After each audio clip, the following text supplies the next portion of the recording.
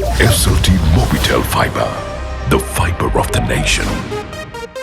SLT Mobitel Fiber, the fiber of the nation. නිවසේ මෙවැනි මතුපිට රැඳෙන විස බීජ 99.9%ක්ම විනාශ කරන විම් ක්ලීනර්ස්.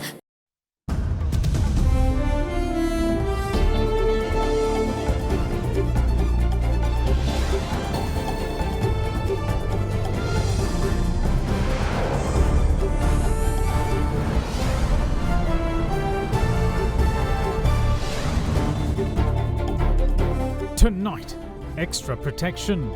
The World Health Organization says over 60s Sinopharm and Sinovac recipients will require a booster. They are the ones that have shown the biggest problem in response, and this has to be an extended primary series. Breaking even.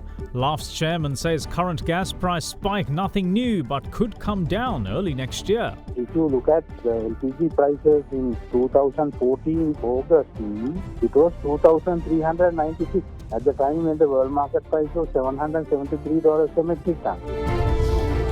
Inevitability. The trade minister says domestic and global fuel prices must get in sync or risk sinking the CPC. To be or not to be. A meeting between the PM and unions offer a sliver of hope for school reopening, with a decision on the government offer to be announced tomorrow. All that and much more coming up on First at 9, this Tuesday the 12th of October 2021. ඉසේ සම පෝෂණය කර ඉසුරු ඉවත් කරමින් නැවත ඇතිවීම වළකයි. නව Clear Shampoo. From AdaDerana, this is AdaDerana First at 9.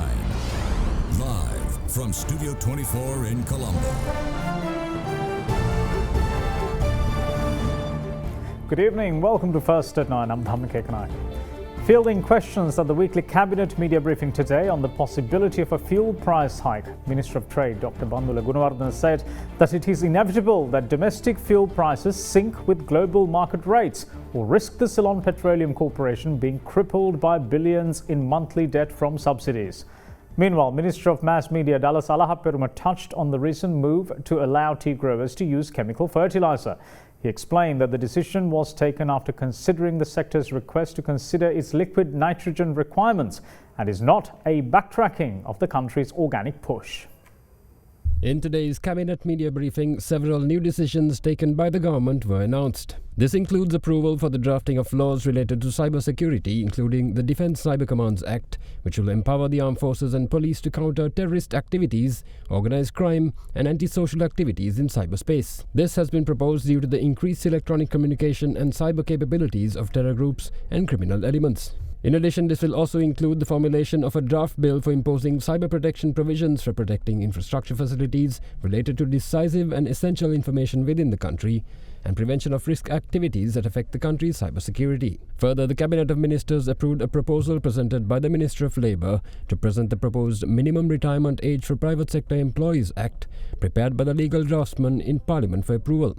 The Cabinet has also approved a proposal tabled by the Minister of Justice to draft amendments to Chapter 101 of the Civil Procedure Code, which will allow the use of mobile messages and email to serve court summons to parties involved in lawsuits. In addition, the Cabinet also announced the dates for the scheduled budget debate today. Accordingly, following the presentation of the budget proposals on the 12th of November 2021, the debate will be open the same day and will continue up to the 22nd of November as well. Further, the committee stage debate will be opened on the 23rd of November and will continue up to the 10th of December 2021. Meanwhile, the third reading of the appropriation bill has been set for 5 p.m. on the 10th of December. In the meantime, Cabinet spokesperson Minister Dallas Alahaperuma responded to media questions on the issue of contaminated Chinese organic fertilizer samples, saying that the Chinese manufacturer has every right to appeal the findings. ඊයේ දවසේ cabinet මණ්ඩලය නම් මේක සාකච්ඡා කරේ නැහැ. හැබැයි මේක රාජතාන්ත්‍රික ගැටලුවක් ලෙස අර්ථ නිරූපණය කරන්නට සමහර විට මම දැක්කා උත්සාහයන් පවතිනවා. කිසිසේත් මේක රාජතාන්ත්‍රික ගැටලුවක් නෙමෙයි. මේක රටේ ජනතාවගේ සෞඛ්‍ය පිළිබඳ ගැටලුවක්. අභ්‍යාචනයක් කරන්න කැමති නම් ඒ අභ්‍යාචනයක් කිරීමේ පාර්ශවයට ඉඩ දීම අපේ පැත්තෙන් යුක්තිසහගත තීන්දුවක්. ඒක කෘෂිකර්ම අමාත්‍යාංශයක ඉෂ්ට කරાવી. එමෙ ගැටලුවක් තියෙනවා නම් කරන්න අවස්ථාවක් තියෙනවා නම් ඕනම ආයතනයකට ඒ නිදහස තියෙන්නට ඕන. ඒක තමයි ප්‍රජාතන්ත්‍රවාදය කියලා කියන්නේ. Further, he also fielded media questions on the government's decision to allow tea plantation companies to use chemical fertilizer, saying that this was done to address the tea industry's need for liquid nitrogen and will not entail the full-scale use of only chemicals. මුළුමනින්ම රසායනික programme වලට විරුද්ධ වීමක් නෙමෙයි ඔබ කිව්ව විදියටම මේ ද්‍රව නයිට්‍රජන් නොමැතිකම තමයි බරපතල අර්බුදයක් විදියට තේවගාවේ නියලි අය වැල්කර මත අමාත්‍යාංශයටත් රජයටත් මාධ්‍ය හරහා විටින් විට දැනුවත් කරලා තිබුණේ. ඒක සාධනීය පියවරක් විදියට අපි තේරුම් ගන්නවා. Meanwhile, Minister of Trade Dr. Bandula Gunawardena was asked the million-dollar question of whether a fuel price hike is on the cards in the near future. කනිජ තෙල් ඇමෙතුමාට කරන්න බෑ ලෝකේ වැඩි මිලට ගෙනල්ලා අඩු මිලට කනිජ තෙල් දෙන්න ක්‍රමයක් නැහැ. ඒ නිසා එතුමා මාසයකට කෝටි 1000ක් පමණ අලාභ විඳින බව ඊයේ දිනේදී වාර්තා කළා. ඒ අලාභය විඳින්නේ ජනතාව. එහෙම අලාභ විඳලා ආයතනය ගෙනියන්න බෑ. ඒක කඩාන වැටුනොත් අපි හැමෝටම තෙල් නැති වෙනවා. ඒ නිසා එතුමට අවශ්‍යම මිල ගැලපුමක් කරන්න සිද්ධ වෙනවා. ඒ කවර අවස්ථාවක් කරනවද කියන එක පිළිබඳ මුදල් අමාත්‍යාංශය සාකච්ඡා කරලා බලයි. The Strategic Advisory Group of Experts of the World Health Organization are recommending a third shot for people aged above 60 who have received either the Sinopharm or Sinovac vaccines.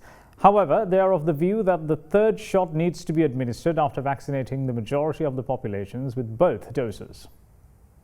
All this while, the World Health Organization had not been in favor of a global booster dose rollout. The reason being that there are countries yet to meet the vaccination target of 10% in the world and to ensure those countries get access to primary doses before a few countries go ahead with a third. The worldwide supply is now at a point of about 1.5 billion doses per month. And our targets for 40% vaccination, full vaccination of all populations in every country by the end of this year, there's enough supply to do that. There was certainly enough supply to get to the 10% target by the end of September in every country. If the vaccines had been equitably deployed, we in fact would have gotten there many months ago.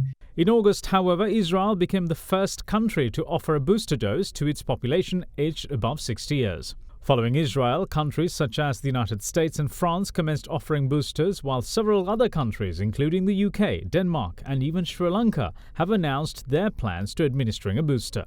In such a backdrop, the WHO's Strategic Advisory Group of Experts on Immunization announced yesterday that moderately and severely immunocompromised persons should be offered an additional dose of all WHO-approved vaccines, since they are less likely to respond adequately to vaccination following a standard primary vaccine series and are at high risk of severe COVID-19 disease. And when I mean all of them, I mean the mRNA ones, the adeno-based ones, and the inactivated ones. We feel, as will be published, that there are a number of people who have a compromise in their immune system, and therefore they need a third dose as an additional priming process so that they're fully protected. The group also said people aged 60 and older who received the Sinovac and Sinopharm vaccines should get a third dose too. They are the ones that have shown the biggest problem in response, and this has to be an extended primary series. The use of another vaccine, not the same Sinovac or Sinopharm, as an additional dose may also be considered if there is enough supply and access considerations. They further added that countries should initially aim at maximizing two-dose coverage in that population and thereafter administer the third dose, starting from the oldest age groups when implementing this recommendation. Giving those booster doses to individuals who already have had the benefit of a primary response is, as has been explained before, like putting two life jackets on somebody and leaving other people without any life jacket. But for now, Sri Lanka is focused on vaccinating students, academic and non-academic staff aged between 20 to 29 years of age at universities. The message of the chairman of the University Grants Commission to the recipients eligible is to obtain the jab from their closest university. At a time in which the health guidelines published by the Director General of Health Services have granted permission for the reopening of schools and universities, this measure, along with the adherence to health and safety protocols, ensure that universities will be COVID-free zones following their commencement. Though that is the case, health officials are not impressed by the attitude of a section of university students towards the vaccine. We feel that the same problem that we observed when we were giving the vaccinations between the 20 and 30 age group would have been applied or applicable to the current situation. However, we need to emphasize the fact that vaccination not only protect you but also protect the community by reducing the risk of transmission of the disease. Or vaccine will not prevent the infection. A person from getting infected will not be 100% protected. However, if everyone gets immunized, even if they get infected, the viral load that they will be shedding outside will be reduced to a great extent, and therefore the likelihood of spreading the disease will be minimal. And therefore, we need to urge and emphasize that all university students, before starting the universities, they need to get their vaccination done so that they will be protected, and their community, their friends and all other colleagues also will be protected, and their family members also will be protected. If the university starts with a significant proportion of students without vaccination, likelihood of spreading or getting a cluster within the university is very high. Thereby, the education most likely be disrupted, and your loved one at homes also will be at risk. Do not wait for a specific vaccine. If you need a specific vaccine, that can be handled separately. As for the inoculation of children between 12 and 19 years of age with comorbidities, Sri Lanka seems to be doing well. දරුවන්ට එන්නත් කරණය ශ්‍රී ලංකාව තුළ ඉතා විශිෂ්ඨාකාරයෙන් සිදුවීම් පවතිනවා. අපි වෙනත් රටවල් සහ විශේෂයෙන්ම කලාපීය රටවල් වලට සාපේක්ෂව දැනට වයස 12 සහ 19 අතර නිදන්ගත රෝගාබාධ, සංජානීය රෝගාබාධ හෝ වෙනත් දීර්ඝකාලීන රෝගාබාධ සහිත දරුවන්ට එන්නත් කරණය ඉතා හොඳින් සාර්ථකව සිදු කිරීමෙන් පවතිනවා. ඉතා ඉක්මනින් මේ කාර්යය නිමා කර ගැනීම ඉතා වැදගත්. මොකද අවාසනාවන්ත ලෙස COVID-19 තත්ත්වය මේ දරුවෙකුට වැළඳුනොත් සංකූලතා ඇතිවීම සහ විශේෂයෙන්ම COVID නියුමෝනියා තත්ත්ව සහ ජීවිත හානි හැවීමේ හැකියාව ඉතා වැඩි. දැනටත් ශ්‍රී ලංකාවේ ළමයි අවුරුදු 18ට වඩා අඩු පිරිසෙන් 67 දෙනෙක් මියගිය බවට නිල වශයෙන් තොරතුරු ලැබී තිබෙනවා. Further, Secretary to Sri Lanka College of Pediatricians, Dr. Channa De Silva, also commented on what's to come. මේ ලබා ගන්නේ ඉතා විශාල පරිශ්‍රමයක් දරලා විවිධ රාජතාන්ත්‍රික කටයුතු හරහා තමයි ලැබෙන්නේ. විශාල වියදමක් දරලා. එම නිසා මේ දැනට ලංකාවට ලැබිලා තිබෙන, ගෙනල්ලා තිබෙන එන්නත් ලබා ගැනීම අපි සියලු දෙනාගේ වගකීම. මෙහිදී දරුවන්ට පාසල් වයසේ දරුවන්ට අවුරුදු 15 සහ 19 අතර වෙනත් රෝගාබාධ නොමැති සාමාන්‍ය දරුවන්ටත් ඉදිරියේදී ඒ ක්‍රියාවලිය ආරම්භ වීම සඳහා දැනට සියලු සැකසුම් සකස් වෙලා තිබෙනවා. විශේෂයෙන්ම අවුරුදු 18 සහ 19 අතර කාණ්ඩයෙන් මේ ආරම්භ වෙලා විශේෂයෙන් ඔවුන්ට පාසල් තුලදී හෝ ළඟම සෞඛ්‍ය වෛද්‍ය නිලධාරී කාර්යාල හෝ වෙනත් ගැටලු තිබෙන දරුවන්ට විශේෂයෙන්ම යම්කිසි ආසාත්මිකතා හෝ වෙනත් ගැටලු තිබෙන දරුවන්ට විශේෂ වෛද්‍ය අධීක්ෂණයක් යටතේ රෝහල් තුල ලබා දීමේ ක්‍රියාවලිය ඉදිරියේදී ආරම්භ වීමට නියමිතයි. By last evening, 14,716,803 persons had obtained at least a single shot of a COVID-19 vaccine. Out of that number, 12,480,870 persons have received both primary doses. In the meantime, the Health Ministry has decided that expectant mothers who test positive for COVID-19 should only be treated at hospitals. Sri Lanka's total COVID recoveries jumped by 10,031 today to 490,800. What's more, only 520 new cases have been confirmed in the island so far today. The situation is a vast improvement from the days when the daily caseload was around 5,000. As the daily COVID caseload continues to fall, the number of expectant mothers testing positive for the virus has also come down. And now the Ministry of Health has taken a decision to treat all expectant mothers who contract the virus exclusively at hospitals. So this decision was taken because the pregnant mothers are getting complications when they contract the disease, and also they are more likely to get other complications like respiratory problems and also the preterm delivery for the baby or sometimes the low birth weight. Therefore, it is advisable for all pregnant mothers to be admitted to a hospital if they become COVID positive, and also these mothers have to be managed by a multidisciplinary team of specialists. So they have to plan for the delivery, they have to plan for the disease management. So therefore, these mothers have to be managed in a hospital, and the decision was taken to provide better care. Always have contact with your area public health midwife and the MOH and arrange the admission to the hospital. Big 3. Chairman of Laughs Holdings Limited, WKH Vagapati, says that the drastic increase in gas prices yesterday was not something new, as it is not the first time this has occurred when the global LPG prices increased.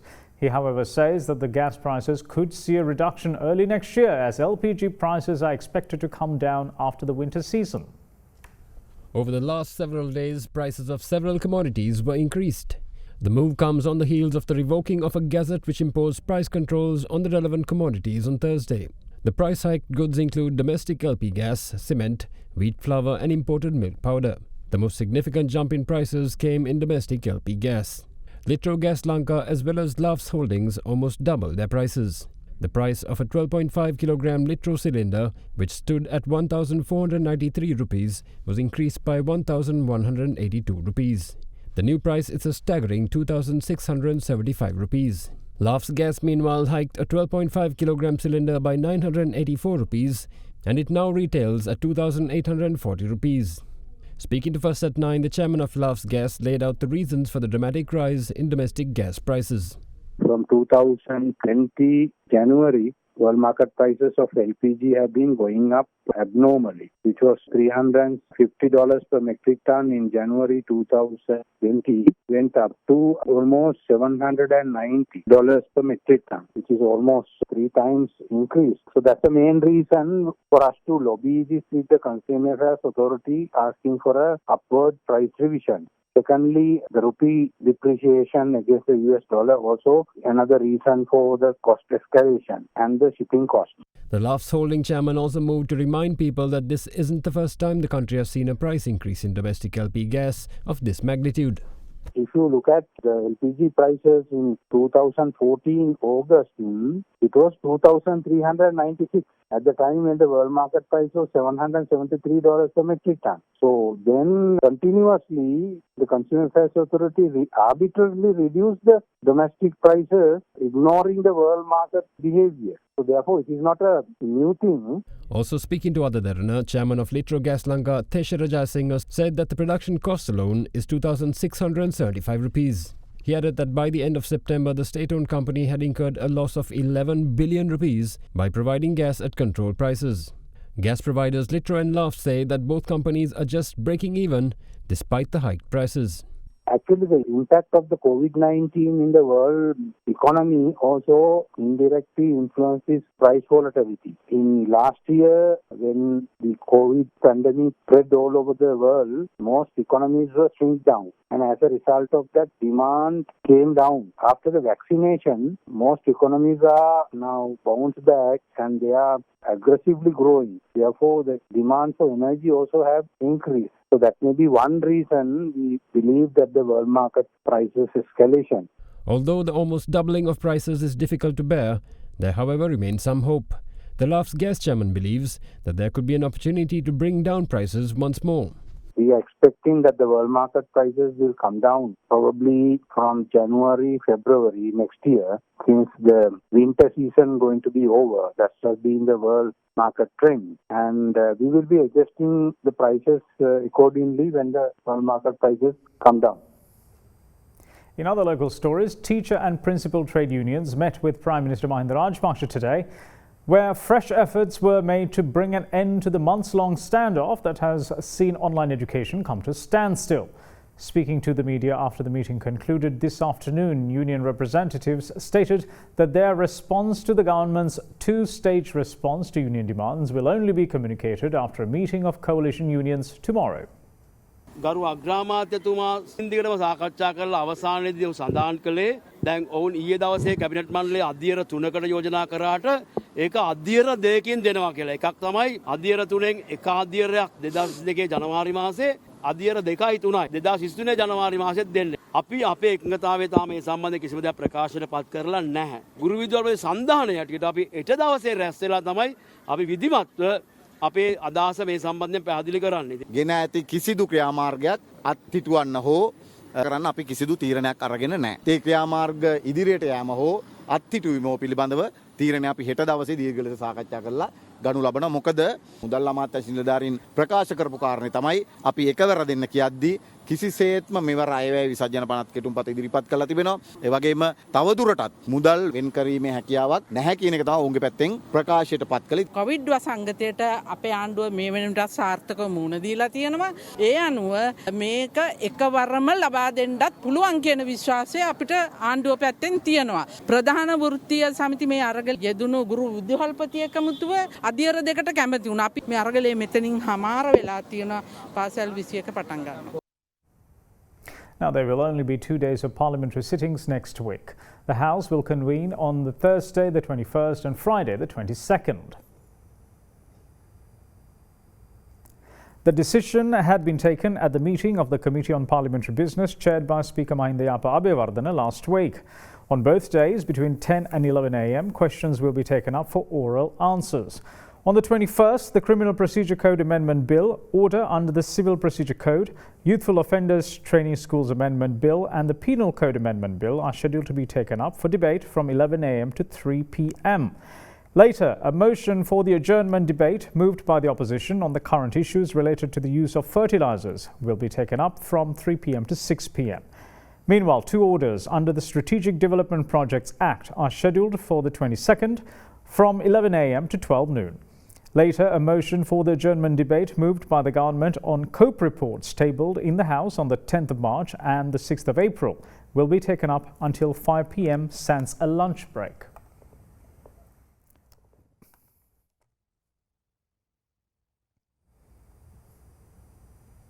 Chief of Army Staff of India, General Manoj Mukund Narvane, arrived in Sri Lanka today for a 5-day goodwill visit at the invitation of his Sri Lankan counterpart, General Shavindra Silva. According to AdaDerana reporter, General Narvane was accompanied by 4 high-level officers of the Indian Army. During his official visit to Sri Lanka, the Indian Army chief is scheduled to call on President Gotabaya Rajapaksa, Prime Minister Mahinda Rajapaksa, Defence Secretary, Foreign Secretary and service commanders.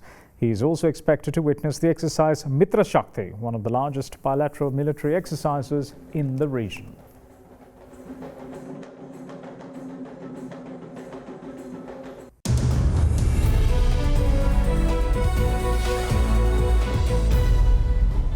Welcome back. This is First at 9. Now, the Colombo Stock Exchange and the Securities and Exchange Commission joined exchanges around the world in ringing the bell for financial literacy, a campaign to raise investor know-how. Speaking at the event, SEC Chairman Viraj Dayaratna stated that despite Sri Lanka boasting a regional high 35% financial literacy rate, it needs to be improved. The Colombo Stock Exchange, along with the Securities and Exchange Commission, joined stock exchanges around the world today to ring the bell for financial literacy as part of the Global World Investor Week 2021 campaign. Speaking at the event, CSE Chairman Dumit Fernando said that with the CSE's recent digitalization drive having led to a rise in new investors, financial literacy remains key to ensuring that investors continue to see the capital market as a viable option. Financial technology, or fintech, is acting as a catalyst in revolutionizing financial markets. Therefore, we recognize that it is high time that we adapt and surpass the traditional approaches of imparting knowledge and skills. In this backdrop, and to overcome the restrictive environment imposed by the COVID-19 pandemic, a joint committee of the SEC and the CSE accelerated a digitalization drive. And this promoted the stock market's presence and accessibility across several technological and virtual platforms. With the mobile app that was launched in line with the digitalization, we have given easy access to educational materials, research insights, and a wealth of other resources to new and existing investors, with the objective of nurturing a more knowledgeable and wiser investor in our market. The CSE is also evolving with our educational initiatives. In 2018, we launched the Advanced Diploma in Financial Markets, a 9-month certified educational course which gives in-depth perspectives and understanding of financial market mechanisms.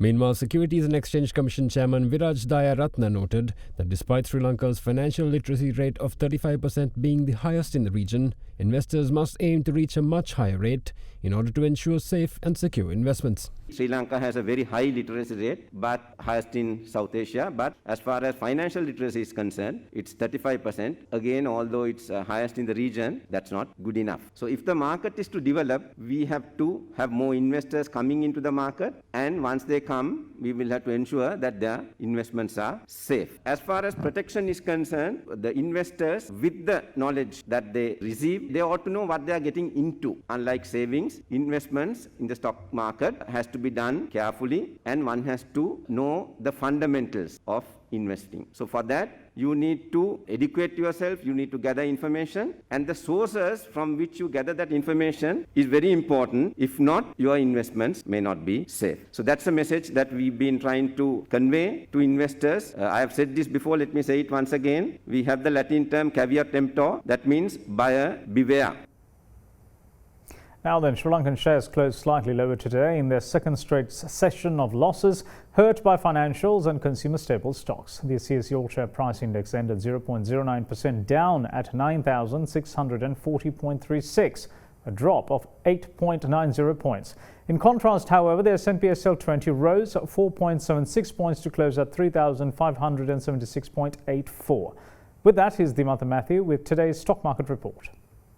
Again, we are seeing a bit of a dip in the market. Just 9-point dip is what we are seeing today as the index closed at 9,640 points. So overall, we are seeing a mixed attitude with the S&P SL 20 index rising by around 5 points. So investors are sort of at a confused level at the moment, with the all share price index at all-time high levels and the market slightly onto the expensive side, and on the other hand we are seeing rising interest rates having an impact. So if you look at the turnover levels, we are seeing a bit of a slowdown as well. So today's turnover was just 2 billion rupees, significantly lower than the past 1 month.